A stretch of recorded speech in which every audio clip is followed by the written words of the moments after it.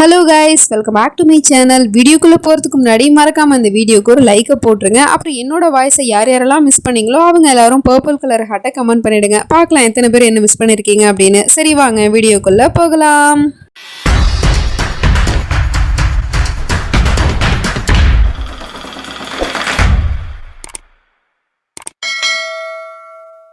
Last பார்ட்டில் நம்ம ராஜை shoot பண்ணிவிட்டு அப்படியே கீழே இறங்கி வந்துட்டு இருக்கான். அவனை பார்த்துட்டு எல்லாருமே ஷாக் ஆகுறாங்க. ஏன்னா அவனோட ஷர்ட்டில் வந்து ரத்தக்கரை வேற இருக்குது. அது மட்டும் இல்லாமல் அந்த அடியாட்கள் வந்தானுங்கல்ல, அவங்க எல்லாரும் மாடிக்கு ஓடிட்டு இருக்கானுங்க. என்ன நடக்குதுன்னு ஒன்றுமே புரியல. போய் பார்த்தா அங்கே அந்த விராஜ் வந்து செத்து கிடக்கான் ரத்த வெள்ளத்தில். அவனை அப்படியே கீழே தூக்கிட்டு வந்துட்டு, நீ இவனை கொண்டுட்டு உன் வேலை முடிஞ்சிருச்சு, இப்போ நீ கிறிஸ்ட அழைச்சிட்டு போகணும்ல, என் கூட வா அப்படின்னு சொல்லிட்டு அந்த அடியாட்கள் கூப்பிட்டுட்டு இருக்காங்க. அதனால நம்ம ராகுவும் அப்படியே சியாவை பார்த்த மேனிக்கே போயிட்டே இருக்கான். என்ன நடக்குது அப்படிங்கிறது நம்ம ஹீரோயினுக்கு ஒன்றுமே புரியல. அதுக்கப்புறம் அந்த ஃப்ரெண்டுக்காரனும் புலம்ப ஆரம்பிச்சிட்டான். உண்மையிலே ராகு வந்து விராஜை கொண்டுட்டாரா என்ன, அப்படிலாம் அவர் பண்ண வாய்ப்பே கிடையாது அப்படின்னு சொல்லிட்டு வேகமாக போய் மாடியில் போய் பார்த்துட்டு இருக்கான். பிளட்டா இருக்கு. அப்போ உண்மையிலே விராஜ் செத்துட்டானா என்ன அப்படிங்கிற மாதிரி சொல்லிட்டு அந்த பக்கமா பார்க்குறான். அப்படி என்னத்தை பார்த்தான் அப்படின்னு தெரியல. அன்னி சீக்கிரமா மாடிக்கு வாங்கன்னு கூப்பிட்டுட்டு இருக்கான். அவன் கூப்பிடுறது கூட நம்ம ஹீரோயினுக்கு காதுல விழுகல. அப்படியே அவள் உறைஞ்சு போய் நின்றுட்டு இருக்கா. அதுக்கப்புறம் தங்கச்சிக்காரி தான் சுந்தர் கூப்பிட்டுட்டு இருக்கான். வாங்க போகலாம் அப்படின்னு சொல்லிட்டு மாடிக்கு அழைச்சிட்டு போறா. அங்க அப்படி என்னத்தை பார்த்தாங்க அப்படின்னு தெரியல. 3 பேருமே ஷாக் ரியாக்ஷன் கொடுத்துட்டு இருக்காங்க. இங்கே நம்ம ராகவ காரில் ஏற்றி கூட்டிகிட்டு போயிட்டு இருந்தானுங்கல்ல, ஒரு இடத்துல காரை ஸ்டாப் பண்ணிட்டு டிக்கியில் போட்டிருந்த நம்ம விராஜை வெளியே தூக்கி போட்டுட்டு, இவனை நீ ஏசிபி கிட்ட கூட்டிகிட்டு போ, நான் அந்த விராஜோட பாடியை டிஸ்போஸ் பண்ணிட்டு வரேன் அப்படின்னு சொல்லிட்டு அனுப்பி வைக்கிறானுங்க. நம்ம ராகவும் அந்த ஏசிபியை பார்க்கறதுக்கு ஒரு காட்டுக்குள்ளே போயிட்டு இருக்கான். அவனையும் இவனை பார்த்துட்டு, சபாஸ் நான் சொன்ன வேலையை நீ கரெக்டாக முடிச்சிட்டியே, அப்போ உனக்கு உன்னோட கிறிஸ் கிடைச்சாகணும்ல அப்படின்னு சொல்லிட்டு கிறிஸ்டையும் ஒரு வழியாக கொடுத்துட்றான். அவனும் வந்து சித்தப்பா அப்படின்னு ஹக் பண்ணிட்டு இருக்கான். அப்போ இந்த ஏசிபியும், உனக்கு கோவமே வரலையா ராகு, உன்னோட அண்ணா அண்ணியை கொலை பண்ண கொலைகாரம் உன் கண்ணு முன்னாடியே நின்றுட்டு இருக்கேன். அது மட்டும் இல்லாமல் அந்த விராஜை நான் எதுக்காக கொல்ல சொன்னேன் தெரியுமா, அவனுக்கு வந்து என்னை பற்றின உண்மை எல்லாமே தெரிஞ்சு போயிடுச்சு. நான் அப்போ அவன்கிட்டையும் சொன்னேன், நீ இந்த விஷயத்த யாருக்கிட்டையும் சொல்லாத அப்படின்னு.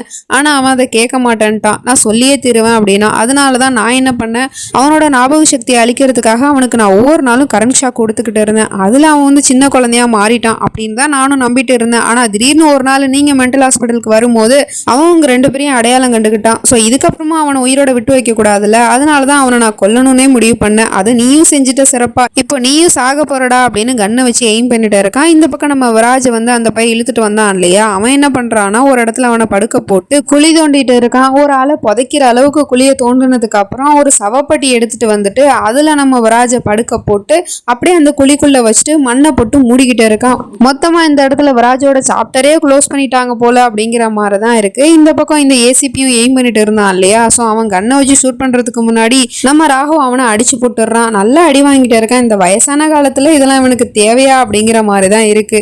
அப்போ போலீஸ் எல்லாம் வர சவுண்டு கேட்குது. உடனே இவனும், நீ என்ன அடிச்சுட்டு இருந்து எப்படா நீ தப்பிப்ப அப்படிங்கிற மாதிரி திமிரா பேசிட்டு இருக்கான். அதுக்கப்புறம் அங்கே ஒரு அருவா கிடக்கு. அதை எடுத்து அவனோட கழுத்துல வச்சுக்கிட்டு, யாராவது பக்கத்துல வந்தீங்க அப்படின்னா இவனோட சோழியை முடிச்சிருவேன் அப்படின்னு மாட்டிட்டு இருக்கான். அதனால எல்லாரும் அமைதியா நின்றுட்டு இருக்காங்க. சரி இப்போ சொல்லு, என் குடும்பத்துக்கும் உனக்கும் அப்படி என்ன விரோதம், எதுக்காக நீ என் குடும்பத்துல இருக்கவங்கள சாவடிச்ச அப்படின்னு கேட்டா அப்பதான் இந்த பையன் உண்மையை சொல்றான். என்னன்னா, இந்த மாதிரி உன்னோட அண்ணன் வந்து என்கிட்ட வந்து ஒரு பிசினஸ் பண்ணிட்டு இருந்தான். அதுல வந்து அவன் வந்து லாஸ் ஆயிட்டான். ஸோ அதுக்கான பணத்தை அவன் கொடுக்கணும் இல்லையா, பணத்தை கொடுக்கவே இல்லை.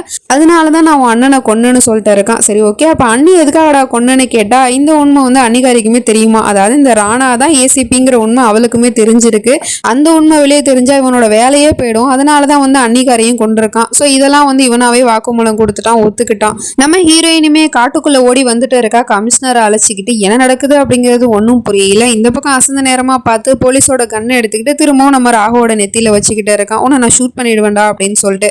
அப்ப அங்க இருக்கிற போலீஸும் இவனை பார்த்து எய்ம் பண்ணிட்டு இருக்காங்க கண்ணை. என்ன பண்றீங்க நீங்க, தெரிஞ்சுதான் பண்றீங்களா, நான் உங்களோட சீனியர் அப்படின்னு சொல்லிட்டு இருக்கான். அண்ட் உன்னை விட சீனியர் நான் தாண்டா அப்படின்னு சொல்லிட்டு அங்க கமிஷனர் வந்து நின்றுட்டு இருக்காரு. நம்ம சியாவை பார்த்தா அடுத்த செகண்டே கிறிஷ் போய் அவளை கட்டி பிடிச்சிட்டு இருக்கான். ஒன்னும் ஆகாது கிறிஷ், பத்தியா உன்னோட சித்தப்பா உன்னை காப்பாத்திட்டாரு அப்படின்னு சொல்லிட்டு இருக்கா. இப்ப நம்ம ராகும் அந்த ஏசிபி கிட்ட, நீ என்ன நினைச்ச, உன்ன மாதிரி ஒரு கிரிமினல் சொல்றான் அப்படிங்கிறதுக்காக நான் ஒரு அப்பாவியோட உயிரை எடுப்பேனா, நான் அந்த விராஜை கொல்லுவேன்னு நினைச்சிட்டு இருக்கியா, அது எல்லாமே டிராமா அப்படின்னு சொல்லிட்டு இருக்கான். என்னடா சொல்ற நீன்னு கேட்டா அப்பதான் நம்ம ஹீரோ பிளாஷ்பேக்ல என்ன நடந்துச்சு அப்படிங்கறத சொல்லி காட்டுறான். நம்ம ராகு வந்து கண்ணை எடுத்துட்டு போனான் இல்லையா, அவன் போனது என்னமோ உண்மைத்தான். ஆனா நம்ம விராஜை வந்து கொல்லல. அதுக்கு பதிலாக அவன்கிட்ட போயிட்டு ஒரு கேம் விளையாடலாமா அப்படின்னு கேட்குறான். நான் வரமாட்டேன், நீ திரும்பவும் என்ன சீட் பண்ணுவ, அதனால நான் வரமாட்டேன் அப்படின்னு சொல்லுவான். இல்லை இந்த தடவை நான் உன்னை சீட் பண்ண மாட்டேன், ஹானஸ்ட்டாக இருப்பேன் அப்படின்னு சொன்னதும் ஓகே நான் கேமுக்கு வரேன் அப்படின்னு சொல்லிடுறான். கேம் என்னன்னா நான் உன்னை ஷூட் பண்ணுவேன், அதாவது சும்மா ஷூட் பண்ணுற மாதிரி ஆக்ட் பண்ணுவேன், அதே மாதிரி நீனும் செத்த மாதிரி ஆக்ட் பண்ணணும். எவ்வளோ நேரத்துக்குன்னா நானே வந்து உங்ககிட்ட இந்த ஆக்டிங் போதும் முடிஞ்சிருச்சு நீ ஜெயிச்சிட்ட அப்படின்னு சொல்கிற வரைக்கும் நீ ஆக்ட் பண்ணணும், ஓகேவா அப்படின்னு கேட்டதும் ஓகே இப்போ பாரு ராகு அப்படிங்கிற மாதிரி சொல்லிட்டு அப்படியே எதிர்த்தாப்புல போய் நின்றுட்டு இருக்கான். நம்ம ஹீரோ அப்படியே ஷூட் பண்ணுறான், அதாவது மேலே தான் ஷூட் பண்ணுறான். இவன் டக்குன்னு அப்படியே மயங்கி விழுகிற மாதிரி ஆக்டிங்கை போட்டு படுத்துடுறான். அதுக்கப்புறம் அவன் மேலே வந்து ரெட் கலர் பெயிண்ட் எல்லாம் ஊற்றுனது மட்டும் இல்லாமல் கண்ணாடியில் வந்து நான் இங்கேருந்து போன அடுத்த செகண்டே என்னோட ஃபோனை ட்ரேஸ் பண்ணிவிட்டு நான் இருக்கிற இடத்துக்கு வந்துருங்க அப்படின்னு சொல்லிட்டு எழுதியிருப்பான் போல். இதை பார்த்துட்டு தான் அந்த 3 பேரும் ஷாக் ஆகிருக்காங்க. அதுக்கப்புறமா தான் நம்ம ஹீரோயினை கமிஷனரே அழைச்சிட்டு வந்துட்டு ஒரு வழியாக நம்ம ஹீரோவை காப்பாற்றிட்டா. இப்படி தான் ஒரு ட்ராமா பண்ணி இந்த ஏசிபியை நம்ப வச்சுருக்காங்க. அதே சமயம் இந்த பையலும் சொல்லிட்டு இருக்கான், நீங்கள் எல்லாரும் சேர்ந்து என்னை ஏமாத்துனதான் நினச்சிட்டு இருக்கீங்களா, சரி ஓகே நான் பண்ண தப்புக்கு நான் ஜெயிலுக்கு போகத்தான் போகிறேன், அதே மாதிரியே பின்னாடியே நீனும் என் கூட ஜெயிலுக்கு வரத்தான் போகிற அப்படின்னு சொல்கிறான். என்ன சொல்கிற நீனு கேட்டா, நீ விராஜ் அழைச்சிட்டு வந்தல, விராஜ் உன் கூட தானே வந்தான், இப்போ எங்க அவன் என் ஆளு கூட இருக்கான், இந்நேரம் அவனை வந்து குழி தோண்டி புதைச்சிருப்பான், எப்படி பார்த்தாலும் என்னோட மோட்டிவ் அந்த விராஜ் சாகணும் அப்படிங்கிறது தான், அவன் கண்டிப்பாக செத்துருப்பான், அதுக்கு காரணம் நீ தான், கண்டிப்பாக உன்னையும் வந்து போலீஸ் அரெஸ்ட் பண்ணிட்டு போகத்தான் போகிறாங்க, நீ ஜெயிலுக்கு போவடா அப்படிங்கிற மாதிரி சொல்லிட்டு இருக்கான். அப்போ தான் நம்ம ராகுவுக்கே ரியலைஸ் ஆகுது, ஓ மை காட் நம்ம விராஜ் தனியாக விட்டுட்டு வந்துட்டோமே அப்படின்னு. அவனை உடனே தேட ஆரம்பிச்சிட்டாங்க. இந்த பக்கம் நம்ம விராஜுக்கு வந்து பொட்டிக்குள்ளே இருந்தான்ல கொஞ்ச நேரத்துக்கு அப்புறம் அப்படியே அவனுக்கு மூச்சு அடைக்க ஆரம்பிச்சிருச்சு. ஒரு வழியாக அவன் பண்ண அந்த ஆக்டிங்லேருந்து வெளியே வந்துட்டான். ராகு நான் இப்போ எங்கே இருக்கேன், எந்த இடத்துல இருக்கேன் ராகு, எனக்கு பயமாக இருக்குது, அப்புறம் என்ன மண்ணெல்லாம் கொட்டிக்கிட்டே இருக்கு அப்படின்னு சொல்லிட்டு பயந்து போயிட்டு இருக்கான். அதுக்குள்ளே இவங்க எல்லாரும் விராஜை கடைசியாக பார்த்தாங்கல்ல, அந்த இடத்துக்கு நம்ம ராகு வந்து இங்கே தான் நான் விராஜை கடைசியாக பார்த்தேன் அப்படின்னு சொல்லிட்டு இருக்கான். அப்போ கண்டிப்பாக இங்கே தான் எங்கேயாவது அவன் இருப்பான் அப்படின்னு சொல்லிட்டு எல்லாரும் தேடிட்டு இருக்காங்க. இந்த பக்கம் நம்ம விராஜ் ரொம்ப நேரமாக கத்திக்கிட்டே இருக்கான், ராகு ப்ளீஸ் என்னை காப்பாற்று, நீ என்னை திரும்பவும் ஏமாத்திட்டியா அப்படி இப்படின்னு சொல்லிட்டு கத்திட்டே இருக்கான். அதுக்கப்புறம் ஒரு கட்டத்துக்கு மேலே அப்படியே மயங்கிட்டானா இல்லை செத்துட்டானா அப்படிங்கிறது தெரியல. அப்புறம் நம்ம ராகுவும் சியாவும் ஒரு வழியா அப்படி இப்படின்னு தேடி அந்த இடத்த கண்டுபிடிச்சிட்டாங்க. அந்த இடத்துல மம்முட்டியும் கிடக்குது, அது மட்டும் இல்லாமல் அங்கே இப்போ தான் யாரையோ புதைச்சிட்டு போன மாதிரியும் இருக்குது. ஸோ அப்போ இங்கே தான் வந்து விராஜ் இருப்பான் அப்படின்னு சொல்லிட்டு அப்படியே தோண்ட ஆரம்பிக்கிறான். போலீஸும் அங்கே வந்து தோண்டிட்டு இருக்காங்க. ரொம்ப நேரமாக தோண்டினதுக்கப்புறம் அதில் வந்து ஒரு சவப்பெட்டி இருக்குது, அதை ஓப்பன் பண்ணி பார்த்தா நம்ம விராஜ் அப்படியே மயங்கிய நிலைமையில இருக்கிறான். அதுக்கப்புறம் அவனை அப்படியே தூக்கிட்டு ஹாஸ்பிட்டலுக்கும் வந்துடுறாங்க.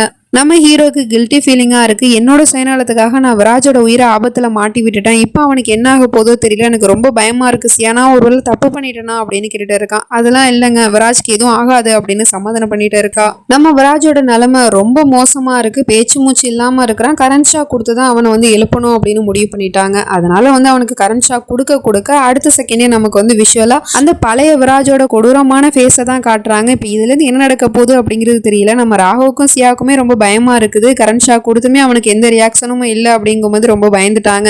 ஹார்ட் பீட்டே இல்லை, ரொம்ப பதட்டமா இருக்கு, ஒருவேளை விராஜ் செத்துட்டானா அப்படிங்கிற மாதிரி முழிச்சிட்டு இருக்காங்க. அப்பதான் கடைசியா வந்து கரண்ட் ஷாக் கொடுக்கும் போது டக்குன்னு அவனுக்கு உயிர் வந்துருது, ஹார்ட் பீட் வந்துருது.